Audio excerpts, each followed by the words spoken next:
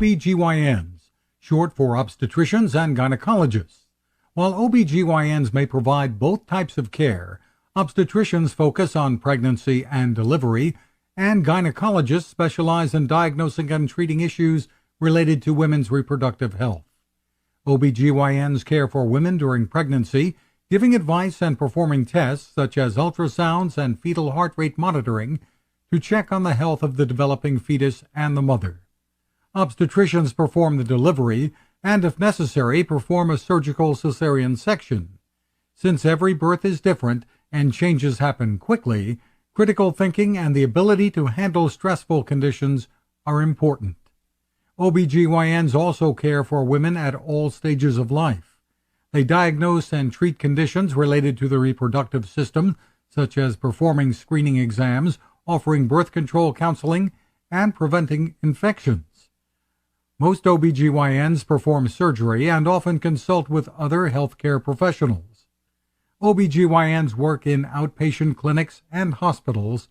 They may specialize in an area such as infertility, cancer, or high-risk pregnancy. Work schedules are often more than 40 hours per week, along with emergency deliveries that occur at any hour. Education requirements include completing medical school, followed by 4 years of residency training. Specialists spend an additional 1 to 4 years in training. कुछ question उनसे पूछेगी और मैं भी पूछूंगा। Doctor साहब, बहुत बहुत शुक्रिया, आपने IBN न्यूज़ नेटवर्क को अपना वैल्यूड फीडबैक दिया despite the busy schedule. Thank you very much, most welcome.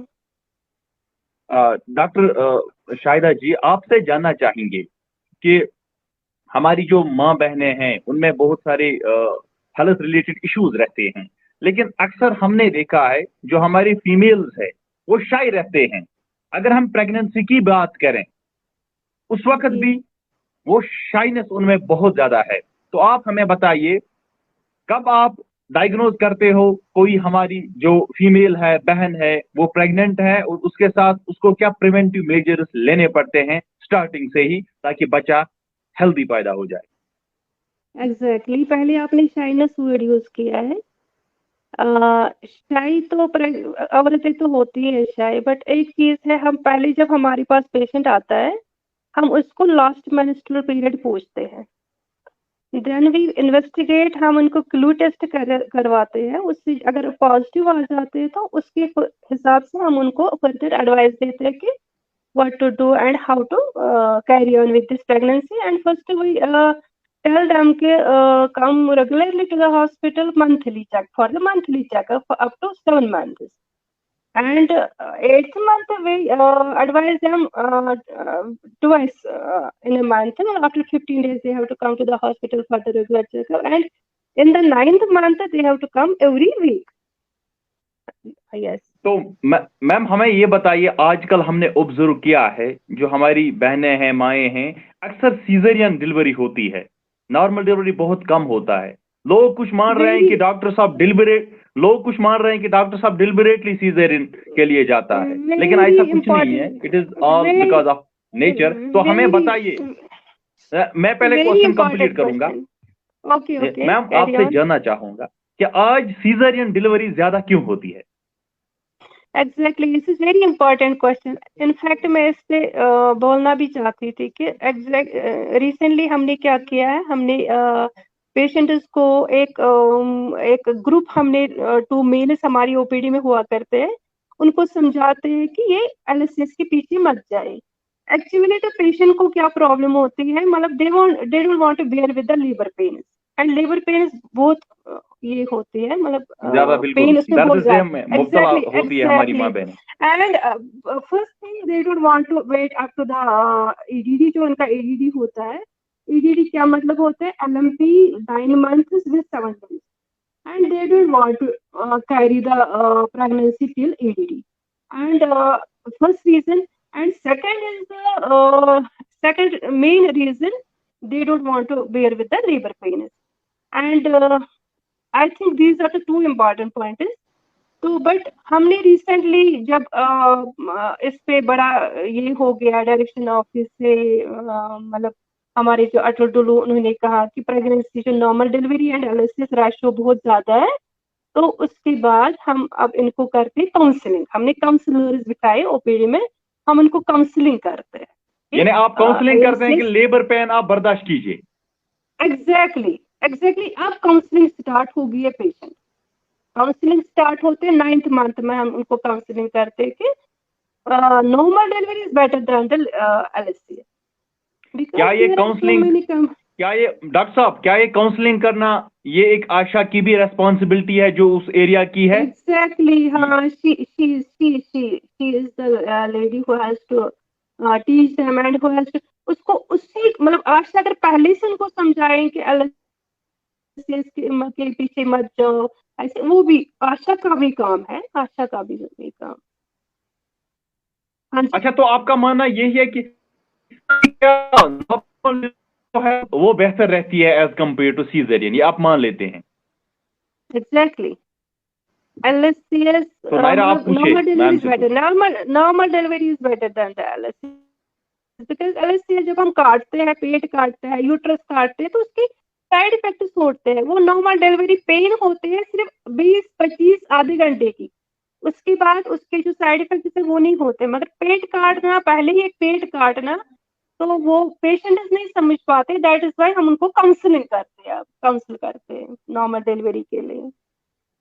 Naira जी, तो ये तो पहला मसला था जो रहते हैं फीमेल्स के। तो दूसरा मसाइल इस वक्त जो हम सुनने को मिलता है वो है PCOD के बारे में, और काफी हाँ जी, लोग PCOD और PCOS के दरमियान फर्क नहीं जान पाते हैं। तो क्या आप इसके बारे में कुछ बोलना चाहेंगे? PCOS and PCOD सेम है। PCOS polycystic ovarian disease and PCOS पीनस polycystic ovarian syndrome.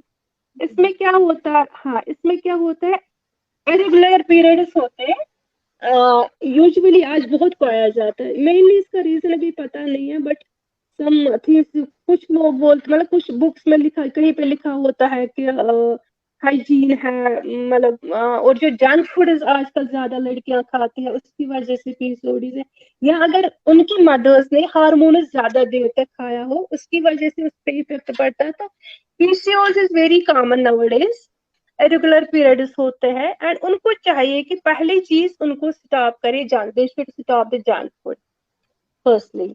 And उसमें एग्जैक्टली फिर उसमें जो पिट्यूटरी ग्लैंड होता है, उसमें जो हार्मोन्स रिलीज होते हैं, हम उनमें देखते हैं, फॉलिकुलर स्टडी करते हैं। अगर उसमें कुछ प्रॉब्लम हो कि प्रोलैक्टिन रिलीज हो, तो उसका अकॉर्डिंगली हम ये ट्रीटमेंट करते हैं। तो यूजुअली इसका सही ट्रीटमेंट नहीं है, इसमें डॉक्टर वेट साहब गेन मेरे, नहीं होने देना, एक्सरसाइज, हाँ, yes, exercise very important, and junk food stop करना इन द अच्छा डॉक्टर साहब मेरा और एक क्वेश्चन है। आजकल हम कॉमन देखते हैं ज्यादा ये जो एबॉर्शन की तादाद है वो ज्यादा बढ़ रही है, तो किस हाँ चीज जी, से ज्यादा खतरे हो सकते हैं एक प्रेग्नेंट फीमेल को कि एबॉर्शन के चांसेस होते हैं? तो क्यों एबॉर्शन आज ज्यादा कॉमन है? नहीं, अबॉर्शन आज ज्यादा कॉमन नहीं है, अबॉर्शन पहले भी हुआ करते थे, बट आज नहीं, ज्यादा आज पता हम चलता अक्सर है क्योंकि देखते हैं। टेक्नोलॉजी आज ज्यादा है। पहले भी हुआ करते थे, उन दिनों पता नहीं चलता, आज यूएसजी जल्दी पकड़ लेता है कि अबॉर्शन है। अब इसमें अबॉर्शन इसके बहुत सारी रीजन है। अबॉर्शन में मतलब इतना है, मतलब पहली बात है कि अगर कुछ हैवी लिफ्ट किया किसी चीज में, या हिस्ट्री ऑफ फॉल होगी उस चीज में, या लो लाइंग प्लेसेंटा हो, या IUGR बेबी हो, या जो वाटर लेवल होते हैं जिसमें वो आप ऐसी सिंपल वर्ड्स में बोलते हैं, ऑलिगोहाइड्रामनिया जो होता है वो कम होगा, उससे अवॉइड करने की जाए। सारा इंपॉर्टेंट पॉइंट है इसमें सर्विकल इनकम्पिटेंस। सर्विकल इनकम्पिटेंस क्या होता है, जो इंटरनल ऑस होता है वो बड़ा होता है, तो उसमें हम सर्कुलेट करते हैं, उसमें हम स्टिच देते हैं, तो सो दैट अबॉर्शन नहीं हो। अबॉर्शन की बहुत अच्छा सारी मैम, रीजन है। हाँ अगर हम जी, अपने फीमेल्स की बात करें, जब वो 9 मंथ हाँ अपने जी, इस बच्चे को केयर कर लेते हैं, तो मुझे बताइए, हाँ जी, अगर हम फूड की बात करें, कौन से हाँ जी, प्रिकॉशनरी मेजर्स हमें लेने चाहिए, और ज्यादातर क्या फूड बेहतर रहता है इन 9 मंथ्स के लिए, ताकि जो बच्चा है वो हेल्दी पैदा हो जाए? गुड। तो उनको चाहिए आयरन रिच फूड लेना, जिसमें आयरन ज्यादा हो, कैल्शियम ज्यादा हो। आयरन होता है जिसमें गाजर खानी है, खजूर खाना है, पालक लेनी है, एंड कैल्शियम दूध लेना है। एंड एक्चुअली जो बुक्स में लिखा होता है पेशेंट तो नहीं लेते हैं, उनको डबल खाना चाहिए because they have to feed the baby. उनको अपने को भी चाहिए और बेबी के लिए भी चाहिए। तो रीजन क्या होता है, बेबी क्यों आई कमजोर होता है एंड एनीमिक क्यों होते हैं यूजुअली पेशेंट, बिकॉज वो वही डाइट लेते जो वो कॉमनली लेते यूजुअली लेते थे before pregnancy after. But pregnancy में डबल डाइट लेना होता है, आयरन रिच फूड लेना है, कैल्शियम रिच फूड लेना है, दैट इज वेरी इंपॉर्टेंट। अच्छा मैम, हमें ये भी बताइए कि जो फ्लूइड्स का क्या रोल रहता है। अक्सर हम कहते हैं यानी प्रेगनेंसी के दौरान जो हमारी हामिला खातून है या माँ बहन है, तो उसको अक्सर फ्लूइड्स की ज्यादा जरूरत होती है क्योंकि फ्लूइड्स कम हो जाते हैं। तो ये फ्लूइड्स क्या ये फ्रूट्स ही है या जूस वगैरह वो भी ले सकते हैं? और परहेज किस फूड से करना है इन 9 मंथ? नहीं, फूड से तो कोई परहेज नहीं है। 9 मंथ में फूड हम कोई नहीं करते, जो भी उनको जो वो कुछ भी खा सकते हैं। फ्रेश फ्रूट्स खाते हैं, फ्रेश वेजिटेबल्स खा सकते हैं एंड फ्लूइड एनफ फ्लूइड लेना है क्योंकि इसमें क्या होता है प्रेगनेंसी में बच्चे को भी फीड करना होता है, खुद को भी फीड करना होता है। तो इसमें जो स्वेटिंग होती है ना, स्वेटिंग ज्यादा होती है क्योंकि इसमें एक्सरसाइज होती है। तो इसमें इन चीजों में फ्लूइड्स ज्यादा लेने होते हैं, फ्लूइड्स अच्छे रहते हैं प्रेगनेंसी। नायरा। हाँ जी जी, तो टॉकिंग अबाउट प्रेगनेंसी, हमें कब एक डॉक्टर कंसल्ट करनी चाहिए ड्यूरिंग द 9 मंथ्स? कि ऐसी कौन सी चीजें हो सकती हैं जिसकी वजह से हमें एक डॉक्टर को कंसल्ट करना चाहिए? We should be worried.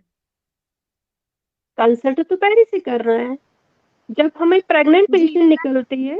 हाँ, नहीं, इसने प्रेग्नेंट कहा 9 पेशेंट जब मंथ में, निकलती क्योंकि है हम चांसेस उनको होते हैं डिलीवरी के।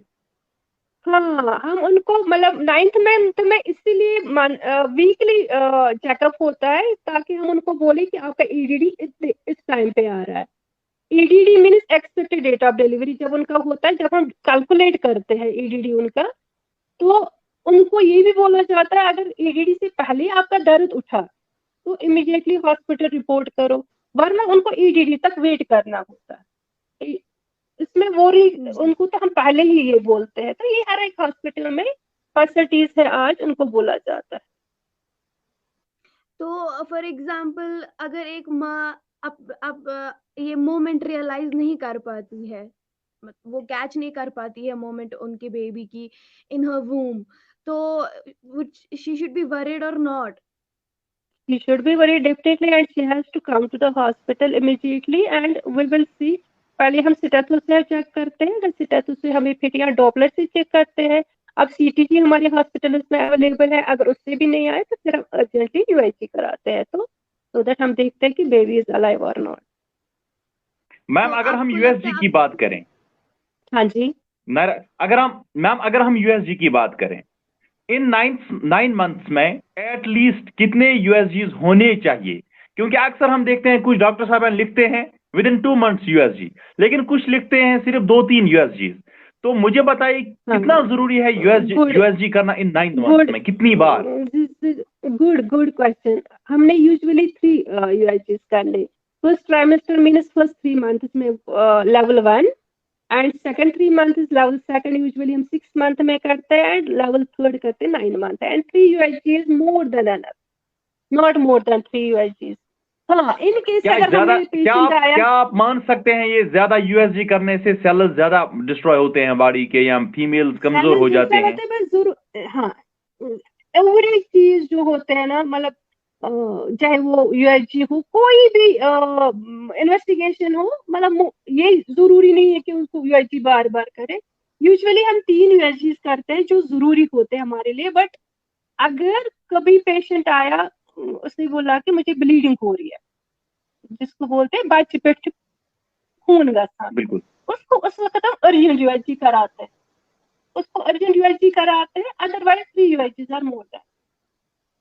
अच्छा मैम, जो यूएसजी पे डेट होता है, क्या हम मान के चलें कि वो एक एक्सेप्शनल एग्जैक्ट नहीं होता है, एक अप्रोक्सीमेशन होता है, एक एक्सपेक्टेशन, जो क्योंकि कुछ लोग कहते हैं कि उसी टाइम फिर रेडी रहते हैं कि यही फिक्स डेट है, लेकिन क्या हम मान के चलें कि फिर 5 दिन 10 दिन पहले, या हमने ऐसा भी देखा है जो यूएसजी डेट दिखा रहा है उससे पहले भी 10 दिन, इवन मैं खुद एक बार मतलब अगर मैं अपने घर वालों की, एक मेरी रिलेटिव है, उसकी डिलीवरी किसी मखसूस तारीख को दिखा रहा था, लेकिन 15 डेज पहले ही डिलीवरी हुई। तो क्या 9th मंथ में किसी भी टाइम कभी भी चांसेस है डिलीवरी के? UIG definitely is not reliable in investigation. That is why we asked for the LMP. हम LMP पूछते हैं, लास्ट मेंस्ट्रुअल पीरियड। उसके बाद हम 9 मंथ्स काउंट करते हैं plus 7 days as per book study. तो उस 7 डेज करने हम यूजुअली हम LMP के हिसाब से EDD निकालते हैं। मगर UIG पे हम इसलिए नहीं करवाते हैं कि हमें डेट पता चले। UIG से हम प्लेसेंटा लोकलाइजेशन देखते हैं, अमाउंट ऑफ लाइकर देखते हैं, प्रेजेंटेशन देखते हैं कि फैलिक तो नहीं है, ब्रीच तो नहीं है, ट्रांसवर्स लाई तो नहीं है। मतलब यही चीज के लिए हम UIG कराते हैं।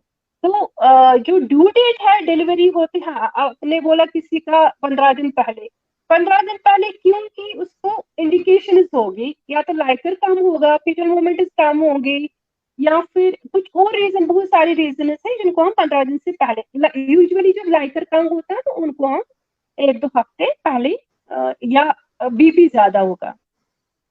मैम BP, अक्सर हमने देखा है जो हमारी माएँ हैं, या अगर बच्चा जन्म लेता है 7 मंथ्स का, वो बच जाता है, लेकिन 8 मंथ्स का अगर जन्म लेता है, हमने मतलब अक्सर भी ये मिथ भी सुनी है। तो आज आपसे जानना चाहेंगे, ये मिथ क्या ये मिथ है, या अक्सर सुनने में आया है कि 8 मंथ्स का बेबी नहीं बच जाता है, 7 मंथ्स का बच जाता है, और 9 ओवरसी। तो हमें आप हमारे व्यूअर्स को आज ये बिल्कुल, हमारी माएँ बहनें जो इस वक्त ये प्रोग्राम देख रहे हैं, उनके लिए आपको क्या मैसेज देना चाहते हैं इस मिथ पे? क्या ये मिथ है? मुझे भी मिथ लग रही है।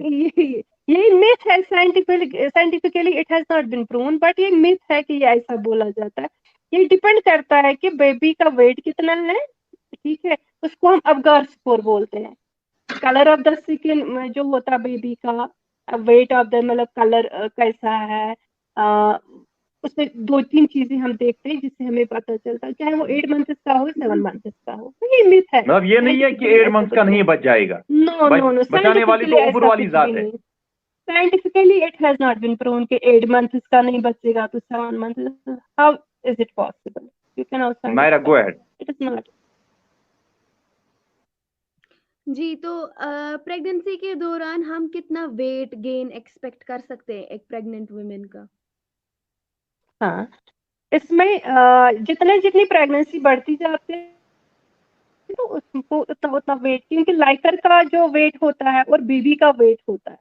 अगर आप प्रेग्नेंट लेडी को फर्स्ट ट्राइमेस्टर में वेट करते हो फॉर एग्जाम्पल 60 kg, तो सेकंड ट्राइमेस्टर में उससे ज्यादा बढ़ना चाहिए, क्योंकि लाइकर का वेट भी काफी बढ़ता है। लाइकर का जो बेबी का जो लाइकर होता है, एंड बेबी भी तो बढ़ता है ना, उसका भी तो वेट बढ़ता है। अगर वेट में आपको लगेगा कि वेट कम हो रहा है तो इसका मतलब है IUGR बेबी है, या तो कमजोर बच्चा है, या तो लाइकर अमाउंट कम है। उससे वेट से भी हमें पता चल सकता है ऐसा चीज। जी, तो आपने जैसे कहा कि जो नॉर्मल डिलीवरी है it is better than the caesars, पर एग्जैक्टली 100%। ऐसी कोई कंडीशन है जिसके under you have to undergo caesars? Exactly, एक तो लाई है presentation, if the baby is transverse और ब्रीच प्रेजेंटेशन। फर्स्ट है CPD जिसको हम बोलते हैं कीफालोपेल्विक डिस्प्रपोर्शन, जगह कम निकलनी, मतलब जगह नहीं होते निकलने की। CPD कीफालोपेल्विक डिस्प्रपोर्शन, उन कंडीशंस में हम LSCS करते हैं। या हाइपरटेंशन होगा, हाइपरटेंशन में CPD में फीटल डिस्ट्रेस हो रहा है कि हार्ट तो होता है फीट बेबी का, बट उसमें या तो वो cord around the neck, 2 cord around the neck होता है, मतलब उससे हमें पता चलता है ये ना, मतलब उसको LSCS की जरूरत। 2-3 कंडीशन है कि डिस्प्रपोर्शन होता है, फीटल डिस्ट्रेस होता है, ट्रांसवर्स और बीच प्रेजेंटेशन होती है, हाइपरटेंशन होती है, उन कंडीशंस में हम LSCS करते हैं। मैम नायरा ने बात छेड़ी कि सीजरियन में हम काम कर लेते हैं कि एक इंजेक्शन भी किया जाता है, हमने सुना है, प्रैक्टिकली नहीं देखा है, कमर में। तो ये किस हद तक सच है, और क्या इस इंजेक्शन करने से प्रॉब्लम होती है? नहीं, आज इंजेक्शन ही करते हैं, उससे कोई प्रॉब्लम नहीं होती, उससे कोई, इनफैक्ट पहले जनरल एनेस्थीसिया देते थे, ऐसा कुछ भी नहीं है। पहले जनरल एनेस्थीसिया देते थे, उसकी काफी साइड इफेक्ट पाए गए हैं, इसीलिए आज जो आप इंजेक्शन बोलते हो वो करते हैं। अच्छा मैम, अगर हम देखेंगे जब भी मतलब हामिला कोई औरत बन जाती है तो फिर हम देखते हैं एलर्जी टाइप की, यानी एलर्जी डेवलप होती है। तो हाँ जी, हालांकि फ्रॉम द स्टार्टिंग से ही एलर्जी निकलती है, तो ऐसा क्या हाँ है, क्या जी। हार्मोनल चेंज होता है, क्यों एलर्जी हम्म। निकलती है ऐसे हामला जो हमारी माँ कुछ बहनें होती है? पेशेंट्स में ऐसा होता है, ये यूजुअली हर एक पेशेंट में नहीं होता है, कुछ पेशेंट्स में ऐसा होता है। और उन पेशेंट्स में है यूजुअली हमें क्या देखना होता है, एलएफटी, लिवर फंक्शन टेस्ट। उसमें बिलिरुबिन रेज तो नहीं है, उनको इचिंग क्यों होती है, तो आफ्टर डिलीवरी वो सबसाइड हो जाता है। और वो किसी किसी मतलब कम प्रपोर्शन में ऐसा देखा जाता है, वो हर एक पेशेंट में नहीं होता। हाँ जी, so ma'am, do you think कि स्ट्रेस जो है it is a threat during pregnancy? Exactly. हाँ, स्ट्रेस तो सो हर इंसान को थ्रेट है। स्ट्रेस तो हम खुद तो रिलीव करते हैं। पेशेंट आपके सामने आ गया, ये डॉक्टर का काम है, जैसे मतलब डॉक्टर का काम है कि पेशेंट को कैसे रिलीव करें। पहले पेशेंट को अपनी बहन की तरह ट्रीट करो, उसको हंस के बात करो, उसको समझाओ कि हमने भी बच्चे जन्मे हैं, हम भी माँ रह चुके हैं, ऐसा कुछ भी नहीं है। तो जब उनके साथ ऐसी बात की जाती है तो उनका ऑटोमेटिकली उनका स्ट्रेस रिलीव हो जाता है, ऐसा कुछ नहीं। वी टॉक्ड अबाउट पीसीओडी, तो उस पीरियड के दौरान मोस्टली द पीसीओडी पेशेंट्स, उनमें बहुत ज़्यादा पीरियड क्रैम्प्स होते हैं, तो आप उनको रिलीव करने के लिए क्या मेथड्स बोलेंगे? हम उनको एंटीस्पाज्मोडिक देते हैं अगर जरूरत पड़े। तो पीसीओडी में क्रैम्प्स होते हैं, एंटीस्पाज्मोडिक सिंपली देते हैं, एसओएस वो भी, मतलब उनको रूटीन में नहीं लेना चाहिए, जब जरूरत पड़े एसओएस लेंगे वो टैबलेट एक के बाद। उसके लिए मेन जो मैंने पहले भी बोला है, पीसीओएस के लिए एक्सरसाइज, वेट गेन नहीं करना चाहिए उनको। एंड सबसे बड़ी बात जो आज पाई जाती है, जो भी हम मतलब हम पढ़ते हैं, इंफॉर्मेशन हमें मिलती है कि मेन जो काज है ना वो जंक फूड है, तो they should stop the junk. अच्छा तो मैम, आज अगर जो हम हमारी जनरेशन, या प्लीज कैरी ऑन। हाँ जी, ओके, तो आज हेलो। जो हमारी जनरेशन है, तो इनमें वेट लॉस काफी ज्यादा है, लड़कियों में स्पेशली। और या तो वेट लॉस ज्यादा है या तो ओबेसिटी ज्यादा। Obesity is because of maybe PCOD और the junk hello, food consumption. I am not what is listening, the will reason you please behind repeat the this? Question? Hello. हमारी जो generation है इस time की, जी, M I audible? नहीं, हाँ doctor साहब, आपको मेरी आवाज आवाज आ नहीं रही आ है? रही है। हाँ डॉक्टर साहब, आ रही है आवाज? डॉक्टर साहब, आपको हेलो, आवाज आ रही है? जी मैम, आपको आवाज आ रही है? ये हाँ डॉक्टर साहब, शायद आवाज आ रही है हेलो। आपको? वापस से कनेक्ट। आप जरा ईयरफोन बाहर निकालो।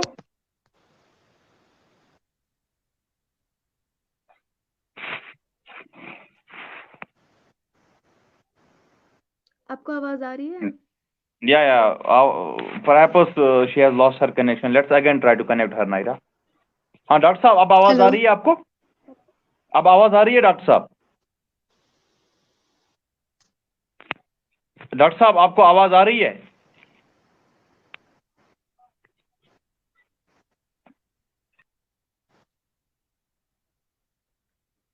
आपको आवाज आ रही है?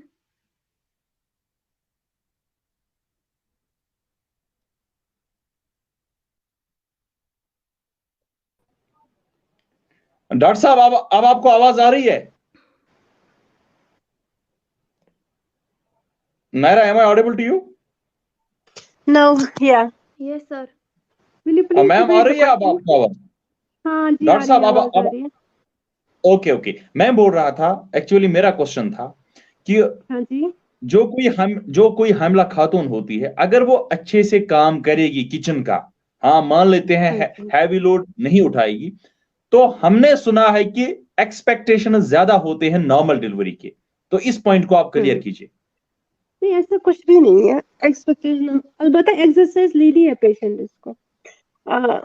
इसमें क्या हो सकता है कि जो एक ही जगह पेशेंट बैठेगी फिर बोलेगी कि नहीं मुझे प्रॉब्लम हो जाएगी वगैरह, एक्सरसाइज लेनी है और जो घर का काम है house hold work she should do, मतलब उसको ऐसा करना चाहिए। ऐसा कुछ भी नहीं है कि उनमें नॉर्मल डिलीवरीज कम होगी।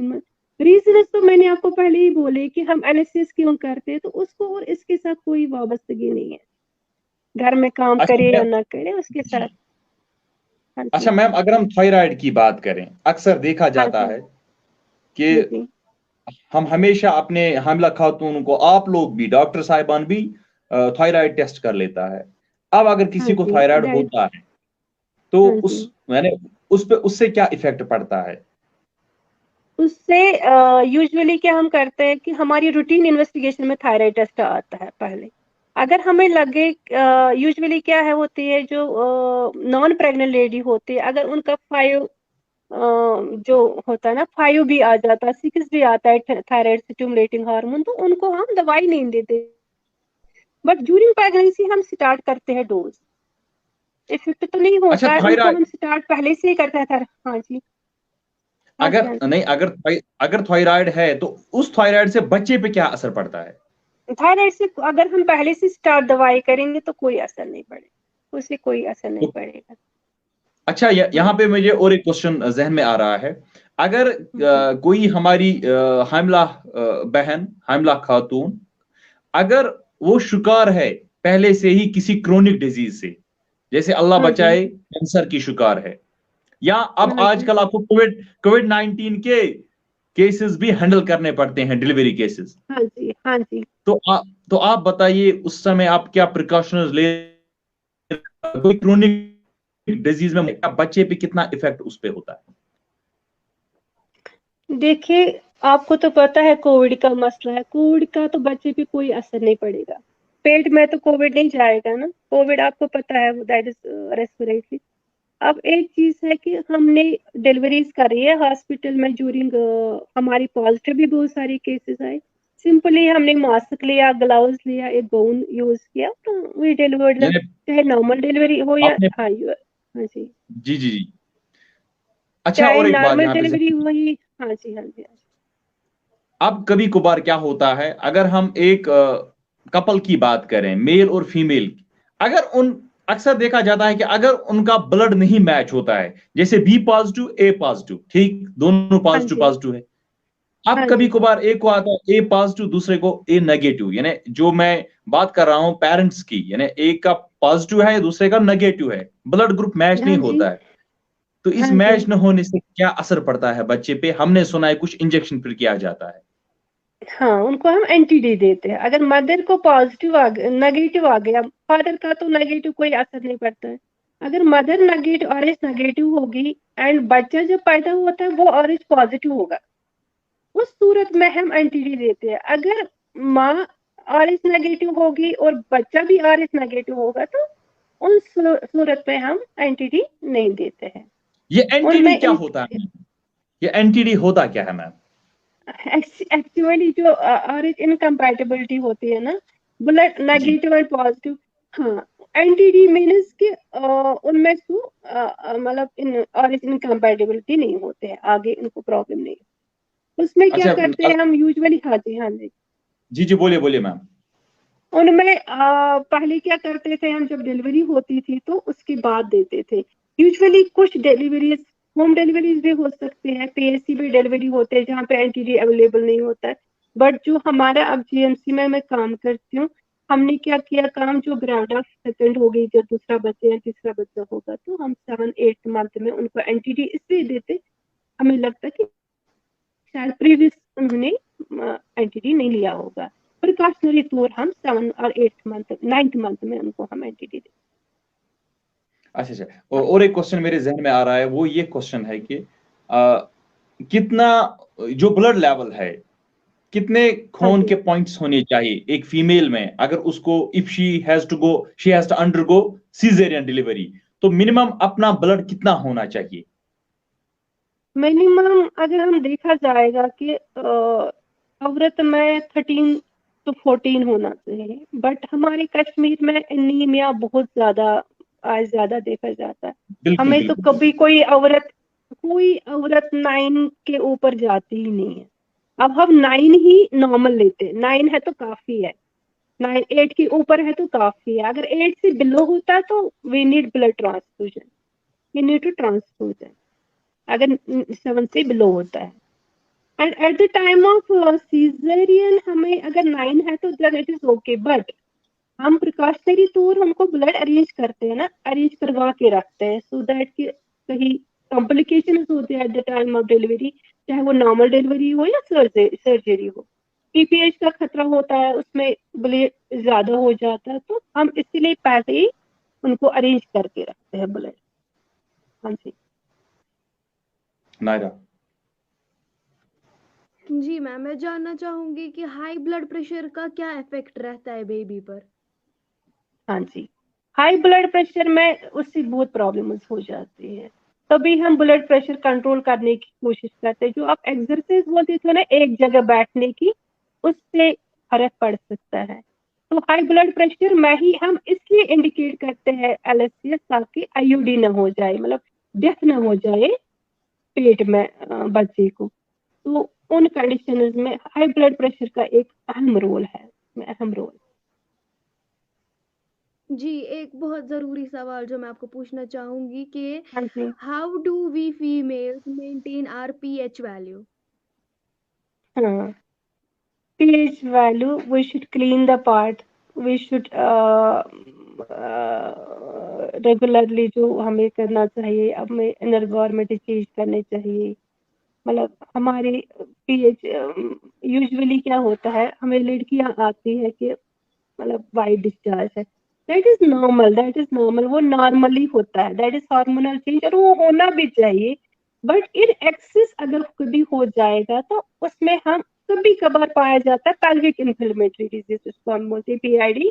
उन सूरत में हम देते हैं फिर वो वॉश वगैरह पीएच ये मेंटेन करने के लिए, और कभी कभार हमें एंटीबायोटिक्स की जरूरत है। यूजुअली जो लड़कियां आती है वो कोई दैट वो नॉर्मल होता है, तो उनको बेचारों को नहीं पता है, फिर हम उनको एजुकेट करते हैं, उनको समझाते हैं कि ऐसा नॉर्मली होता है, हार्मोनल चेंजेस होते हैं उसकी वजह से। एंड सिक्रीशनल नॉर्मल इंसान में सिक्रीशनल होनी है, वो जरूरी। जी, तो आप फीमेल हेल्थ एंड हाइजीन को मेंटेन करने के लिए थोड़े कुछ आइडियाज़ दे सकती हैं हमारी फीमेल्स को who are very worried about this situation, जिनको अवेयरनेस बिल्कुल नहीं है इस बारे में?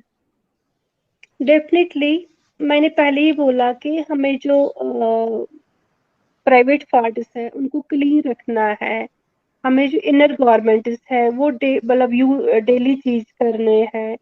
तो बस ये दो चीजें हैं, पर्सनल हाइजीन जो हमें मेंटेन करना है, उसकी वजह से वो जरूरी है। अच्छा मैम, मुझे एक यहाँ क्वेश्चन एक बिल्कुल जहन में आ रहा है। वो हम्म, क्वेश्चन ये है कि अक्सर आजकल हम देखते हैं ब्रेस्ट कैंसर होता है। सो इसके बारे में, इसको हम्म। अवॉइड करने के लिए क्यों होता है, और मतलब क्या प्रिवेंटिव मेजर्स लेने चाहिए हमारी फीमेल्स को कि ऐसी प्रॉब्लम ना हो जाए? देखिए, ब्रेस्ट कैंसर है तभी हम फीमेल्स को बोलते हैं हमेशा पल्पेट करना चाहिए अपना ब्रेस्ट, हर एक औरत को देखना चाहिए कि ब्रेस्ट में कोई नोडुल वगैरह तो नहीं है। यूजुअली पेशेंट्स आते हैं, हम एग्जामिन करते हैं, यूजुअली क्या होता है फाइब्रो एडेनोमा होता है, वो बिनाइन डिजीज होते हैं, उसमें कैंसर के चांसेस नहीं होते हैं। और कैंसर तो आपको पता ही है कैंसर क्यों होता है, कैंसर के लिए, ब्रेस्ट कैंसर के लिए जी तो जी जी। ऐसा मतलब हाँ कोई ऐसी चीज नहीं है कि जिससे हो जाता। जो कैंसर तो आपको पता है ना, मल्टीप्लिकेशन ऑफ द सेल्स, बिल्कुल। कैंसर क्यों होता है। वैसे हाँ एक चीज है, औरतों को दे या ये रखना चाहिए, दिमाग में रखना चाहिए कि बीच बीच में खुद पे हम पल्पेट करें ना, एग्जामिन करें खुद को, ताकि हमें पता चले।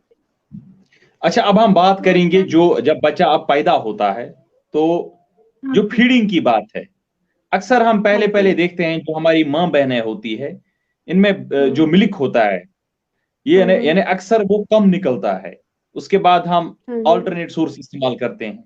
या कुछ हम्म। फीमेल्स ऐसे होते हैं जिनको बिल्कुल जो अपना ब्रेस्ट फीडिंग होती है वो बिल्कुल मतलब मिल्क नहीं अवेलेबल होता है, तो फिर कंटिन्यूअसली जो बच्चा है वो लैक्टोजन या बाकी जो अवेलेबिलिटी है, तो इसकी वजह क्या हाँ है? जी, देखिए मुश्ताक साहब, मैं आपको ये बोलती हूँ कि ऐसा कुछ भी नहीं है कि माँ को दूध नहीं बनेगा।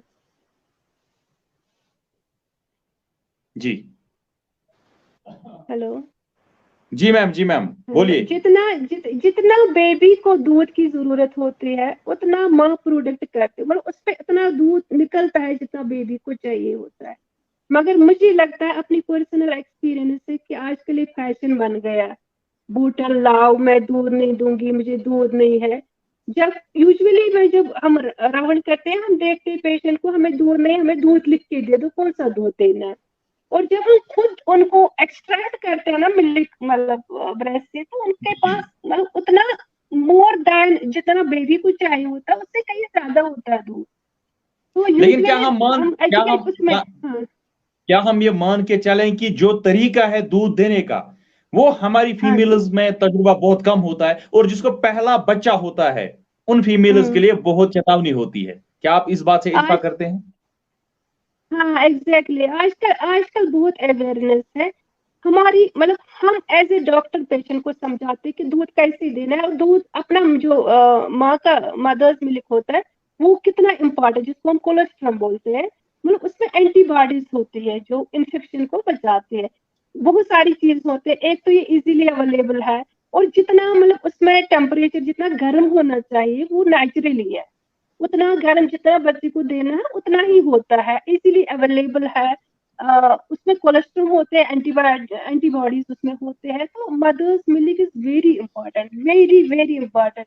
And we stress upon this thing कि mothers should feed them with her milk, मतलब उसमें, हाँ अगर किसी कंडीशन में किसी कभी कभार वो बहुत 1% और 2% जिनमें मिल्क नहीं बनता है, तो उन कंडीशन में हम फिर सब्स्टिट्यूट देते हैं, मतलब।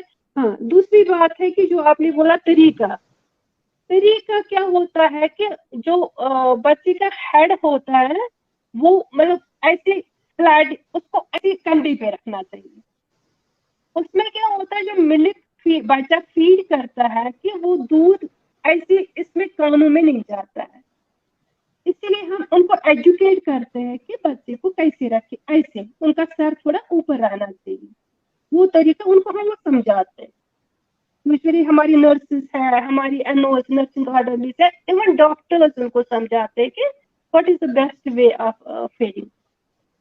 अच्छा, कितनी देर तक एक बच्चा, मतलब ब्रेस्ट फीड जो माँ का दूध होता है, कितने समय तक, आपका जो साइंटिफिक तरीका क्या कहता है, कितने साल तक एक बच्चा माँ का दूध पीना चाहिए? और कभी कभार क्या होता है कि फ्रिक्वेंट डिलीवरीज होती है, एक हाँ साल, जी, उसके बाद नेक्स्ट ईयर फिर से, यानी जो बच्चा पैदा होता है फिर उसका दूध कट हो जाता है, यानी एक साल ही तक वो पी लेता है क्योंकि दूसरा बच्चा जन्म लेता है। साइंटिफिकली 2 साल तक देना है बच्चे को, जरूरी 2 साल को 2 साल जरूरी के लिए। बच्चे देना है। तभी तो पेशेंट को एजुकेट करना चाहिए कि 3 इयर्स गैप होनी चाहिए बिटवीन डिलीवरी एंड डिलीवरी। 2 साल अच्छा बच्चे का हक है दूध पीना। अच्छा, आपने बोला कि साइंटिफिक टर्म कहती है कि एटलीस्ट 3 इयर्स या 2 इयर्स की गैप होनी चाहिए। 3 इयर्स गैप, एंड अच्छा इजीली अब अवेलेबल है हॉस्पिटल्स में। अब गैप, हमारे पास आईयूसीडीज आते हैं, हमारे पास टैबलेट्स आते हैं, हमारे पास निरोध अवेलेबल है, हॉस्पिटल सप्लाई है हमारे पास। तो पेशेंट्स को चाहिए हॉस्पिटल आना और इन जो मुफ्त हमारी फैसिलिटीज है उनका फायदा उठाए। मैम, सबसे बेस्ट जो अगर हम ट्रीटमेंट की बात करें, यानी पॉपुलेशन कंट्रोल की बात अगर हम करें, ये जो गैप मेंटेन होती है इन 3 साल, अगर हम गैप हाँ की जी, बात करें, तो कुछ डिवोपुरा इंजेक्शन एक्स्ट्रा होते हैं, लेकिन हमने सुना है उससे ओवरी को नुकसान पहुंचता है। तो बेस्ट नहीं वे क्या उससे है टू मेंटेन द गैप? उससे देखिए आप मेरी बात, आईयूसीडीज अगर बच्चा एक हुआ या 2 बच्चे हुए, उनके लिए आईयूसीडीज बेटर रहते हैं क्योंकि उनका हेल्दी यूट्रस होता है। बट कुछ माएँ होती है जिसके 5 बच्चे होते हैं, 6 बच्चे होते हैं, और जितने बच्चे होते हैं उतना ही जो यूट्रस होता है वो एक तो एनलार्ज होता है और थिनर हो जाता है, तो उनमें आईयूसीडीज बेटर नहीं रहते। उनमें या तो टैबलेट ले देते हैं हम, आई पिल, या फिर हम उनको इंजेक्शन डिपो-प्रोवेरा देते हैं। क्या इस डिपो-प्रोवेरा हर डिवोप्रोवा एक या जो आई पिल्स होते हैं, क्या इनको कोई साइड इफेक्ट होता है on side the effect, ovary of her एक मदर? साइड इफेक्ट की तो हर एक चीज के साइड इफेक्ट होते हैं, और उतना ना बीइंग डिपो-प्रोवेरा की। हाँ जी, बीइंग ए डॉक्टर, आप बेस्ट वे क्या कहोगे हमारी जो माँ बहनें हैं, to for this to maintain the gap? तो बेस्ट प्रिवेंटिव मेजर क्या है निरोल या प्रिवेंटिव आप में बताइए। हाँ, 2 बच्चे जिसके हों, 1 बच्चा 2 बच्चे जिसके हों, उनके लिए बेटर रहता है आईयूसीटी, जी जी जी मैम। Intrauterine device. हाँ, अगर अब 4-5 बच्चे हों, उनके लिए हम टैबलेट देते हैं, या आज सहेली आता है, वो वीकली लेना होता है, हफ्ते में 1 ही टैबलेट है। आज बहुत सारी फैसिलिटीज है, तो उनके लिए वो बेटर है। नायरा। जी, मैं जानना चाहूँगी कि जो पीसीओडी है वो टर्न हो जाता है into cancer as far as studies have shown, तो हमें कब, when should we worry about it? ये किसने बोला आपको पीसीओडीज टर्न होते हैं कैंसर में? मे बी ये रिसर्च मैंने तो ओवेरियन मैंने होगी। मैंने तो अपनी सर्विस में तो कभी नहीं देखा। मैंने अपनी इफ सर्विस में लेफ्ट कभी नहीं देखा। Untreated, hello. जी, if left untreated it turns into ovarian cancer और समथिंग। मैंने आपको पहले भी बोला कि पीसीओडीज ऐसी डिजीज है जिसका प्रॉपर ट्रीटमेंट अभी नहीं आया है। उसमें खाली प्रिकॉशंस लेनी है, जो मैंने आपको बोली, एक्सरसाइज करनी है, पर्सनल हाइजीन मेंटेन करना है, जंक फूड स्टॉप करना है। तो आज तक मेरी स्टडी के हिसाब से पीसीओडी कभी टर्न नहीं हुआ मैगलिन, अल्लाह बचाए। अलबत्ता अगर सिस्ट होगा, मतलब ovarian cyst, PCOD is different and ovarian cyst is different. Single cyst होगा and that can turn into the malignancy. The single cyst, not polycystic. आज तक तो मैंने कभी नहीं सुना, ना मैंने देखा कि पॉलीसिस्टिक टर्न हो जाता है इसमें malignancy. तो ये सिंगल सिस्ट यूट्राइन टर्न हो सिस्ट हो, जाता है इनटू यूट्राइन कैंसर। सिस्ट हो, यूट्राइन सिस्ट हो, ओवरियन सिस्ट हो, वो भी बिनाइन ही होते हैं। अगर कॉम्प्लेक्स सिस्ट आ जाए या सेप्टेट सिस्ट आए, कॉम्प्लेक्स सिस्ट, सेप्टेट सिस्ट होने की, पीसीओडीज में कोई चांसेस नहीं है। तो मैलिग्नेंसी के तो ये कंफ्यूजन है फीमेल्स में कि ये टर्न हो जाता है इनटू, नहीं नहीं तो इसमें जो है, इसमें जो हार्मोनल चेंजेस आती है पीसीओडी में, that leads to extra growth of hair, is there anything exactly we can do to hirsutism. Prevent those extra?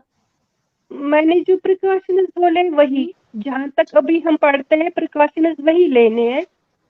हाँ, हिर्सुटिज्म होता है, हेयर ग्रोथ हो जाती है। हाँ, वो चीज होता है कि प्रोलैक्टिन उनमें रेस होता है, तो यूजुअली हम उनको मेटफॉर्मिन देते हैं बचाने के लिए, सो दैट कि we will stop the hair growth. Hirsutism हम कंट्रोल करते हैं मेटफॉर्मिन से। अच्छा मैम, और एक क्वेश्चन मैं यहाँ आपको करना चाहता हूँ, वो ये है कि जब बच्चा पैदा होता है तो मिनिमम वेट कितना होना चाहिए उस बच्चे को? 2.5 kg to 3 kg and 3 to usually 3 to 3.5 kg wait होना चाहिए। 2.5 kg होगा तो वो भी ठीक है, मगर यूजुअली 3 to 3.5 kg होना अच्छा, चाहिए जब वेट बच्चा होना पैदा होता है फिर उसके बाद उसको उस गिलास में रखा जाता है जहां से उसको चाहिए। लाइट हाँ, वगैरह पड़ जाए, अगर तो वो आईयूजीआर क्यों? बेबी होगा, हाँ, अगर उसमें जांडिस पाई जाते हैं, जिसको हम फिजियोलॉजिकल जांडिस बोलते हैं, पैदा होने के बाद किसी को जांडिस होते, बिलिरुबिन लेवल रेज हो जाती है, या फिर उसका वेट कम होता है, तो उन सूरतों में हम उनको वो लाइन लगाते हैं, तो उन सूरतों में हम उनको लगाते हैं। किसी में तो हर एक बच्चे को नहीं रखते ना। डॉक्टर साहब, और एक क्वेश्चन है, वो ये क्वेश्चन है कि आप हमें बताइए कि जब बच्चा पैदा हुआ, अब ठीक है मान लेते हैं, लेकिन 6 महीने तक उसको वोमिटिंग होती है, और जो मिल्क यानी बच्चा जो होता है उसको वोमिट होता है, अक्सर उल्टियां आती है, लेकिन दूध की। कभी नहीं, कभार ये मेरी जो बात, उल्टियां आती है ड्राई भी आपने होती सुना है यानी। होगा जो हमारी एल्डरली लेडीज, जी हेलो, जी डॉक्टर साहब बोलिए। हाँ जी, हाँ जी, हाँ, एल्डरली लेडीज जो होती है ना, वो हमेशा बोलती है कि जब आप बच्चे को दूध पिलाओगे, डाकुर ऐसा बोला जाता है, and that is very important. अगर जब दूध पिया बच्चे ने, उसको लाई डाउन रखा, ऐसे रखा होगा, तो उसको जो दूध होता है वो भी नीचे नहीं गया होता, वो वापस आ जाता है। यूजुअली वही होता है, यूजुअली जो 90-95% होता है वो यही होता है। इसलिए बच्चे को पोजीशन देनी चाहिए, जो हमें एजुकेट करना है पेशेंट को कैसे पोजीशन रखनी है। और उनको जब दूध पिलाओगे, उनको कंधे पे रखो, उनको पीछे से थोड़ा सा ऐसे ऐसे करो, थोड़ा सा रब करो बैक साइड, ताकि उनका दूध नीचे आ जाए, फिर वोमिटिक होने की कोई खतरा। अच्छा डॉक्टर साहब, यहाँ और एक क्वेश्चन भी है कि कुछ बच्चे ऐसे भी होते हैं जो फिर रात को सोते नहीं है। हमारी माँ मैंने क्या बहुत करे तंग बच्चे? हो, नहीं ऐसा क्यों है? बच्चे तो बच्चे होते हैं ना, बच्चे रोएंगे नहीं तो क्या करेंगे? सोने वाली बात अच्छा नहीं है, उनको फीड करना है, टाइम टू टाइम उनको फीड करना है तो सोएंगे। अच्छा, सोने में तो बच्चा तो बच्चा ही होता हेल्थ डिपार्टमेंट की ओर से जो हमारी हामिला खातून होता है उनको शायद 1400 रुपीज आप देते हैं और है। आईसीडीएस हाँ वाले जी, 6000 देते हैं। हाँ जी, हाँ लेकिन जी। हमने अक्सर देखा है, बीइंग द आप जीएमसी में इस वक्त गायनेकोलॉजिस्ट है, तो हमें बताइए ये जो 1400 है ये वक्त पे अदा नहीं होता है, इसमें डिले होता नहीं, है। आजकल तो ऐसा होता क्यों? है अदा। नहीं, नहीं, आजकल अदा होता है। आजकल तो डिले नहीं होता है, पहले डिले हुआ करता था, फंड्स की कमी होती होगी तो, मगर आजकल टाइम पे मिलता है। और वही भी प्रॉब्लम है ना, इसकी वजह से आज पॉपुलेशन बढ़ गई है। 14, कुछ लोग 1400 की वजह से भी प्रेग्नेंट होते रहते हैं। ये भी बहुत बड़ी प्रॉब्लम है। जी डॉक्टर साहब। हाँ जी, आजकल तो टाइम पे होता है। हाँ, आजकल टाइम पे होता है, आजकल डिले नहीं होता है। ऐसा अच्छा कुछ नहीं है। नहीं, नहीं, ऐसा कुछ भी नहीं, ऐसा कुछ। लेकिन हमने बहुत बार भी देखा है कि आपको एक प्रेग्नेंट फीमेल अगर उसको रेफर किया जाता है, अक्सर हाँ किस जी। सूरत हाल में आप रेफर करते हैं एलडी? हाँ, हाई रिस्क पेशेंट अगर होगा उनको हम रेफर करते हैं। High risk patient means uncontrolled BP अगर होगा, या उनका एलएफटी डिरीज होगा, मतलब कोई liver function disease, liver function जो उनके होते हैं ना, एलएफटी होता है, बिलिरुबिन ज्यादा रेज होगा, या केएफटी डिरीज होगा, या कोगुलोग्राम कुछ डिरीज आएगा। कुछ कंडीशंस में हम रेफर करते हैं। यूजुअली आज रेफर नहीं होता, बहुत कम, रेफरल बहुत कम हो गए जब से जीएमसी आया। रेफर आउट कम हो गया, रेफर इन बढ़ गया बट रेफर आउट कम हो गया, बहुत कम अच्छा हो गया। डॉक्टर साहब, हमने अक्सर भी देखा है बहुत सारे ऐसे भी कपल्स हैं जो तरस रहे हैं अपने औलाद के लिए। हाँ जी, मैरिज अक्सर आज होता है, क्या इससे कोई इफेक्ट पड़ता है हाँ जी। कि जो बच्चा आज, मतलब हालांकि ये कुदरत के हाथ में सब कुछ होता है, लेकिन इसमें क्या आप कुछ टिप्स देना चाहोगे? देखिए, कंसेजस मैरिज होते हैं, अगर रिलेशन में मैरिज होते हैं उनमें थोड़ा सा डिले हो जाता है, या कुछ अंडरलाइन कॉज हो जाएगा, मर्द में कोई प्रॉब्लम हो गई, ओलिगोस्पर्मिया होता है, या औरत में कोई प्रॉब्लम होती है, ट्यूबर ब्लॉक होगा, इतना बड़ा फाइब्राइड होगा उनमें, यूजुअली ट्यूबर ब्लॉक होता है वो चीज। बाकी तो रब के हाथों में है। ये कुछ चीजें हैं जिनकी वजह से प्रेगनेंसी में डिले हो जाता है, प्रेग्नेंट होने में। अच्छा डॉक्टर साहब, ये टेस्ट ट्यूब बेबी क्या होता है, इस पे थोड़ा वजाहत कीजिए। टेस्ट ट्यूब बेबी होता है जो माँ की अगर यूट्रस में कुछ कमजोरी आ जाए तो मतलब हस्बैंड का ही स्पर्म होता है और माँ का ही एग होता है। मगर आफ्टर फर्टिलाइजेशन जब ट्यूब में फर्टिलाइज हो जाता है, वो 3 दिन रहता है ट्यूब में, चौथे दिन वो यूट्रस में जा आता है। और 3 दिन का जो होता है ना, ये जो फर्टिलाइज्ड एग जो होता है वही निकाल के ट्यूब में रखते हैं। मतलब अदर देन वॉर्म, वॉर्म तो हम यूट्रस को बोलते हैं, यूट्रस की बजाय हम वो टेस्ट इसमें रखते हैं, ट्यूब में, तो उसमें वो ग्रो करता है।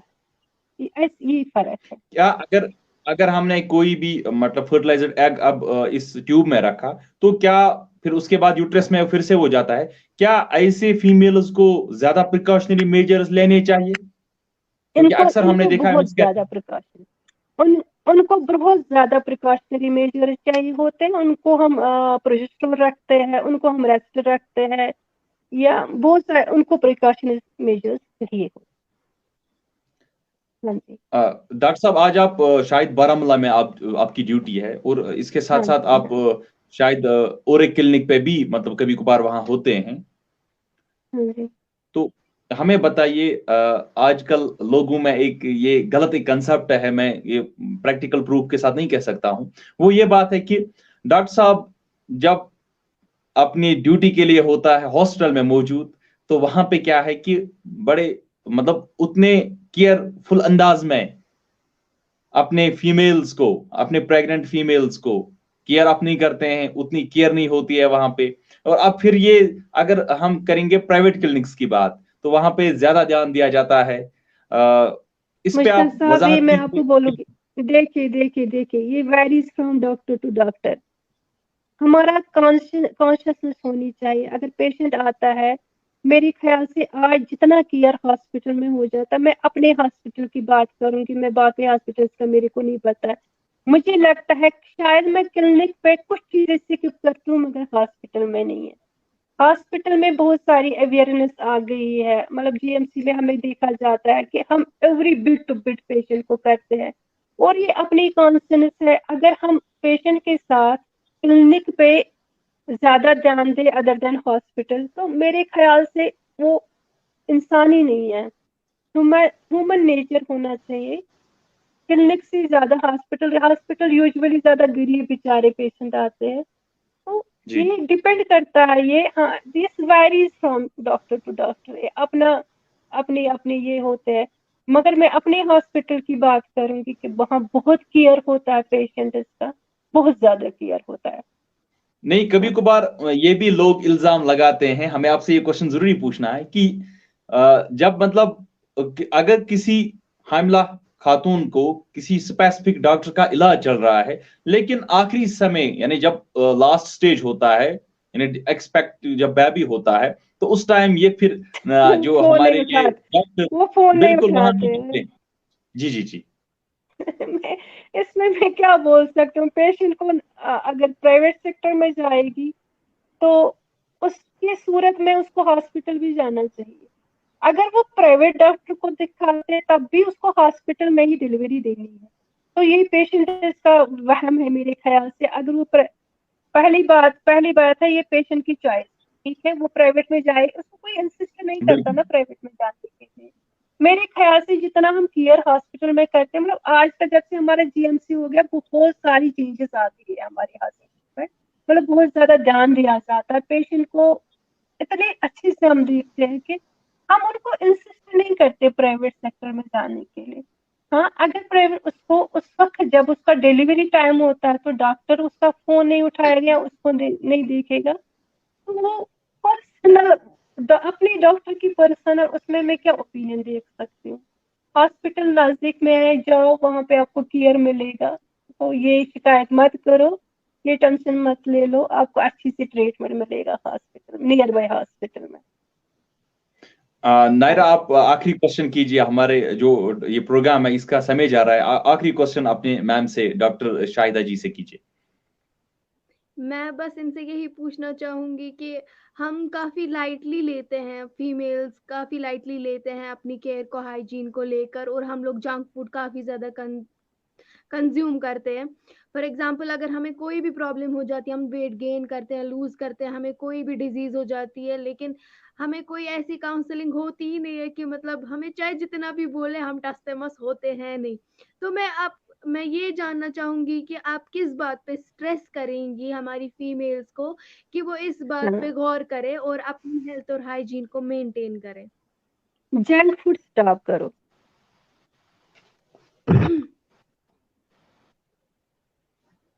हेलो। जी जी जी, आपकी जी आवाज आ जी। रही है, बिल्कुल मैम, बोलिए।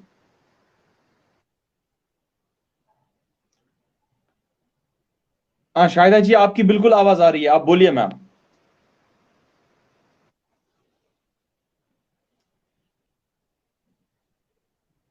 She's lost the internet connection. Perhaps Dr. Saab has lost her connection. We will again try to reconnect her so that we will get her special conclusive message. So let me again try to connect Dr. Saab. So dear viewers, we are unable to connect Dr. Saab again. So this was today's special show, which was hosted by me as well as my colleague Naira Bilal. Though you might have enjoyed this session because first time we have been together here in the studio, and we are hosting a particular show first time together. So you keep watching IBN News Network. हमें इजाजत दीजिए, मुझे और नायरा बिलाल को। किसी और programme के साथ हम फिर हाजिर होंगे। खुदा हाफिज। लेकिन जाने से पहले ये वीडियो क्लिप हम फिर एक बार चलाएंगे, क्योंकि आज जो हमारा टॉपिक था, yes, that was the importance of A gynaecologist कि एक जो गायनाकोलॉजिस्ट होती है वो हम पे कितना एहसान रखती है, और डॉक्टर साहब already it's a noble profession कि हम लोगों के लिए अपनी माँ बहन की, जो हमारी माएँ हैं, बहनें हैं, गायनाकोलॉजिस्ट उनके लिए कितना काम करते हैं। तो वीडियो क्लिप देखिए और इसके साथ साथ हमें इजाजत दीजिए। खुदा हाफिज। अस्सलाम वालेकुम। Doctors who specialize in medical care related to a woman's reproductive system are called OBGYNs, short for obstetricians and gynecologists. While OBGYNs may provide both types of care, obstetricians focus on pregnancy and delivery, and gynecologists specialize in diagnosing and treating issues related to women's reproductive health. OBGYNs care for women during pregnancy, giving advice and performing tests such as ultrasounds and fetal heart rate monitoring to check on the health of the developing fetus and the mother. Obstetricians perform the delivery and, if necessary, perform a surgical cesarean section. Since every birth is different and changes happen quickly, critical thinking and the ability to handle stressful conditions are important. OBGYNs also care for women at all stages of life. They diagnose and treat conditions related to the reproductive system, such as performing screening exams, offering birth control counseling, and preventing infections. Most OBGYNs perform surgery and often consult with other healthcare professionals. OBGYNs work in outpatient clinics and hospitals. They may specialize in an area such as infertility, cancer, or high-risk pregnancy. Work schedules are often more than 40 hours per week, along with emergency deliveries that occur at any hour. Education requirements include completing medical school, followed by 4 years of residency training. Specialists spend an additional 1 to 4 years in training.